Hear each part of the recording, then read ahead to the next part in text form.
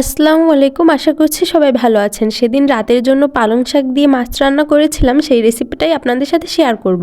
রান্নার সব প্রয়োজনীয় জিনিস আমি প্রস্তুত করে নিয়েছি আলু, টমেটো, আদা রসুন বাটা, পেঁয়াজ, মরিচ আর সামান্য একটু পেঁয়াজ মরিচ আমি বেটে নিয়েছি।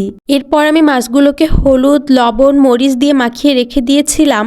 কড়াইয়ে তেল দিয়ে আমি পেঁয়াজ মরিচ বাটাগুলো দিয়ে দিয়েছি। এরপর আমি আদা রসুন বাটা দিয়ে ভালো করে মশলাটা কষিয়ে নেব। মশলার মধ্যে দিয়েছিলাম হলুদ, মরিচ, লবণ, জিরার গুঁড়া, আদা রসুন বাটা ও পেঁয়াজ ও মরিচ বাটা। আমি আজ ক্লিপ নিতে পারিনি, যেহেতু আমি মাটির চুলায় রান্না করেছি, তাই ক্লিপ নিয়ে আমার জন্য একটু কষ্টকর, এই জন্য আমি ক্লিপগুলো নেইনি। আমি আজ মাছটা কষিয়ে রান্না করব, তাই মাছের টুকরোগুলো দিয়ে দিয়েছি। রাতের জন্য রান্না করব, তাই অল্প করেই রান্না করছি।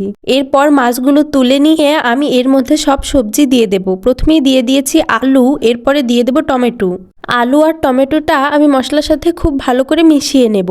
এরপর আমি আগে থেকে ধুয়ে রাখা পালং শাকগুলো দিয়ে দিচ্ছি।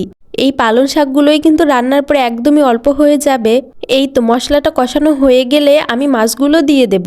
এরপর আমি পানি দিয়ে বেশ কিছুক্ষণ রান্না করে নিব তরকারিটা। 10 মিনিটের মতো ঢাকনা দিয়ে আমি সবকিছু সিদ্ধ করে নিয়েছি। এই তো আমার রান্নাটা কমপ্লিট হয়ে গিয়েছে। আজকে এই পর্যন্ত, সবাই ভালো থাকবেন।